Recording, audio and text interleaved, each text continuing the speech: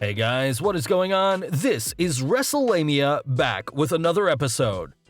You've probably heard Shakespeare's famous quote from The Tempest, "What's past is prologue," the idea that the past sets the stage for what happens today. Unfortunately, WWE often ignores its past, instead rewriting history for various reasons, usually with bad results. Nonetheless, there have been times when the WWE actually harkened back to previous storylines, helping to maintain a sense that the past is indeed prologue. Join us now as Wrestlelamia looks at 10 times the WWE maintained continuity.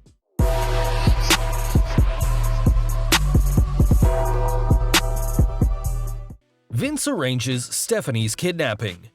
Sometimes actions have consequences, something the chairman of the WWF found out the hard way when he used his daughter Stephanie as part of an elaborate scheme to get revenge on Stone Cold Steve Austin.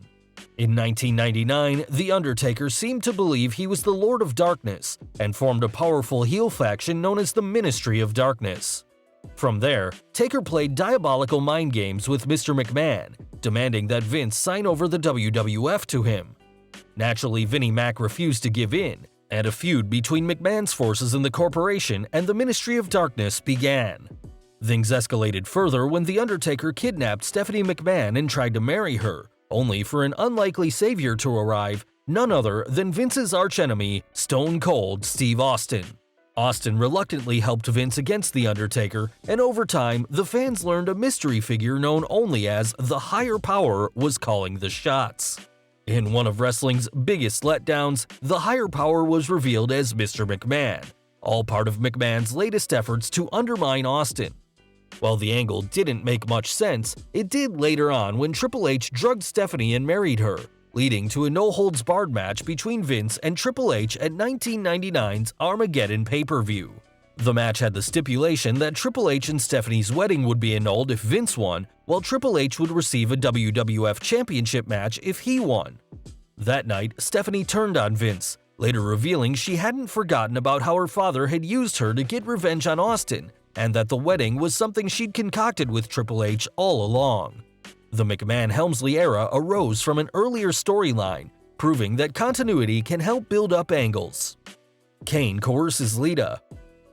2004 saw one of the WWE's most tasteless angles when KANE coerced LITA into having sex with him, threatening to end Matt Hardy's career if she didn't give in to the Big Red Machine's carnal cravings. LITA did give in, and things seemed to move on when her boyfriend Matt Hardy proposed to her. However, when LITA discovered she was pregnant, KANE claimed to be the father, and it turned out that LITA was indeed carrying his demon seed. This led us to a feud between Matt Hardy and KANE, culminating in a "Till Death Do Us Part" match, where Hardy and KANE battled to win the right to marry LITA. Hardy lost, and LITA married KANE, with LITA managing KANE reluctantly and sabotaging his matches whenever possible.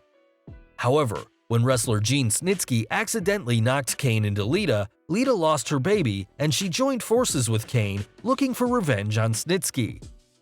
The KANE-LITA partnership continued until LITA betrayed KANE during his match against Edge, with LITA demanding a divorce and mocking KANE's abilities in the bedroom, along with a laundry list of his other shortcomings.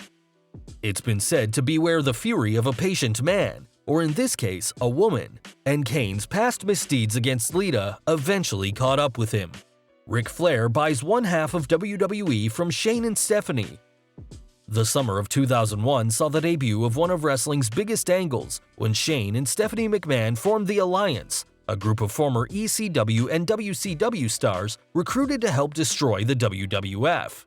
The storyline saw Shane and Stephanie buying ECW and WCW and looking to add the WWF to their collection. As you may recall, the WWF ran a storyline wherein Shane had bought WCW from under his father's nose during WCW's last days.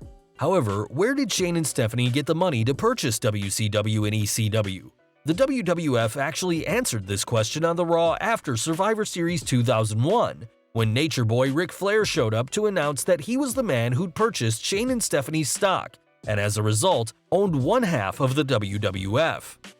A flabbergasted Mr. McMahon now had to learn to deal with his new business partner, leading to a feud between the two, as well as the WWE brand extension. Matt Hardy doesn't like mustard. Matt Hardy knows how to create memorable gimmicks, whether it was his broken Matt Hardy character or Matt Hardy version 1. In fact, Hardy would win the Wrestling Observer newsletter's Best Gimmick Award for each gimmick. In 2002, Matt debuted his new character Matt Hardy version 1 after turning heel. The self-absorbed Superstars Titantron entrance featured many funny Matt facts about Matt's likes and dislikes, one of them being his dislike for mustard. While this may seem to border on the arcane, it's a fact brought up when Matt was working his broken Matt Hardy gimmick in TNA and attacked Brian Eck when Eck handed him a hot dog with mustard. Although this wasn't a WWE segment, it bears mention as it shows how to incorporate continuity into a ridiculous yet amazingly awesome gimmick. Sheamus not accepting a handshake from Cesaro. Sheamus and Cesaro became one of WWE's unlikeliest tag teams when they formed a championship-winning team, eventually known as The Bar. So named because, as they phrased it, we don't just set the bar, we are the bar when it comes to tag team wrestling. However, before their team-up, the two superstars were bitter rivals, working a best-of-7 series to determine who the better wrestler was. With the series tied at 3-3, Cesaro and Sheamus worked their 7th match at 2016's Clash of Champions event, only for the match to end in a no contest when neither man could continue. Raw Commissioner Mick Foley ordered the two to team up, granting them a title match for the Raw Tag Team Championship rather than have them put themselves at further risk in an 8th match against each other. At the 2016 Survivor Series, Sheamus and Cesaro participated in the 10-on-10 Survivor Series bout between Raw and SmackDown, with Sheamus and Cesaro becoming the sole survivors. However, even though they'd won the match, Sheamus refused to shake Cesaro's hand, a reminder that he hadn't forgotten about their program against each other. The Bar eventually defeated the New Day for the Raw Tag Team Championship and would hold the Raw Tag Team titles 4 times and the SmackDown Tag titles once. Brother Love gives Undertaker a gift, 2003. While Paul Bearer is best remembered as The Undertaker's longtime manager, it was Brother Love who introduced the dead man to the WWF at 1990's Survivor Series, later turning management duties over to Paul Bearer. In early 2003, The Big Show was feuding with The Undertaker after he threw him off a stage, kayfabe injuring his opponent. When The Undertaker returned, The Big Show sent several gifts to the American Badass, hoping to smooth things over. One of the most unexpected gifts was when The Undertaker opened a large crate containing Brother Love. The WWE's televangelist showed up on the 6 February 2003 edition of SmackDown to remind Taker of who brought him into the WWF, as well as the lessons of love and forgiveness he had instilled in him. Brother Love asked The Undertaker to forgive The Big Show, but The Undertaker's only reply was a chokeslam and tombstone piledriver to Brother Love. Kofi and Randy Orton, stupid. In 2009, Kofi Kingston seemed to be on the verge of a major push, working a program with Randy Orton after Kofi helped John Cena fight off the interference of Orton's henchmen in the Legacy. However, what could have been a career-making series led to Kingston getting relegated to the mid-card after Kofi blew a spot in a match against Orton, leading to Orton calling him stupid and reportedly saying Kofi wasn't ready for the big time. In a 2012 appearance on Smack Talk Radio, Kofi discussed the incident. Everyone knows Randy kinda has an attitude, so that's Randy being Randy. What everyone doesn't remember is that we were in a heated rivalry, so a lot of what you saw was him being his character and him kinda playing to that.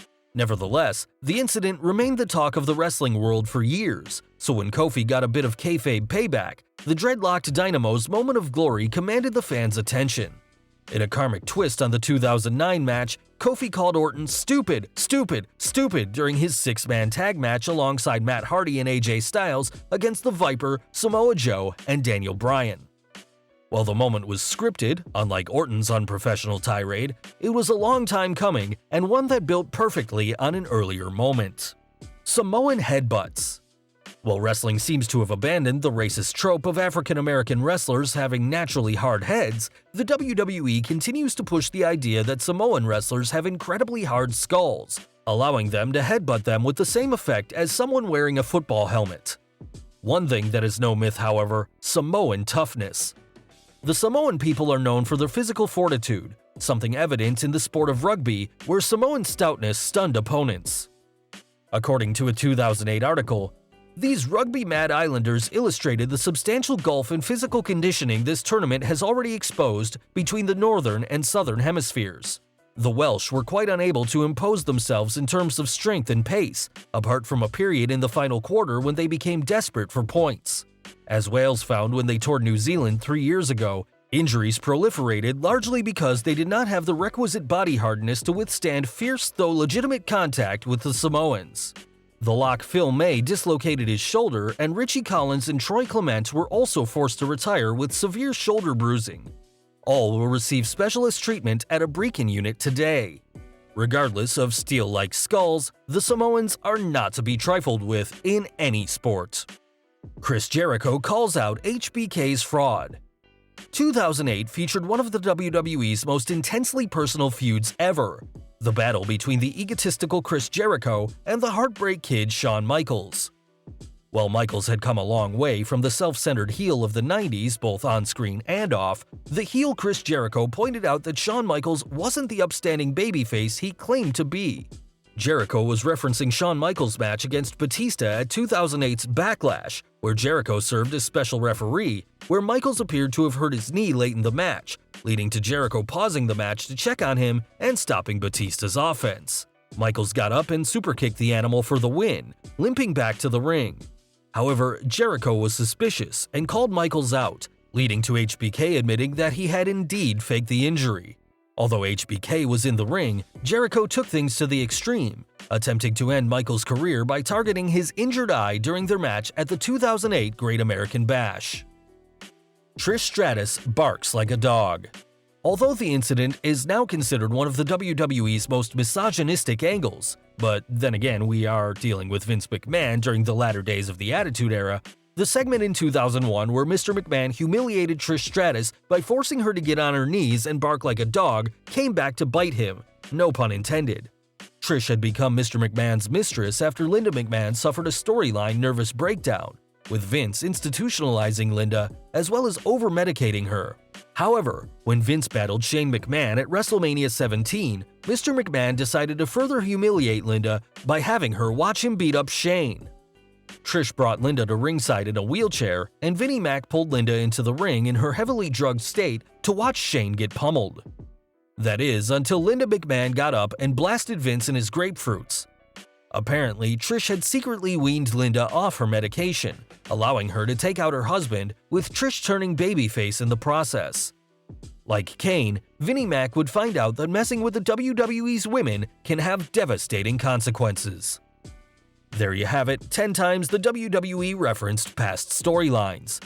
Can you believe the WWE actually maintained logic, or do you think they just got lucky? Be sure to leave your comments, and don't forget to subscribe to our channel, follow us on Instagram and Twitter, and I'll see you next time for some more wrestling content.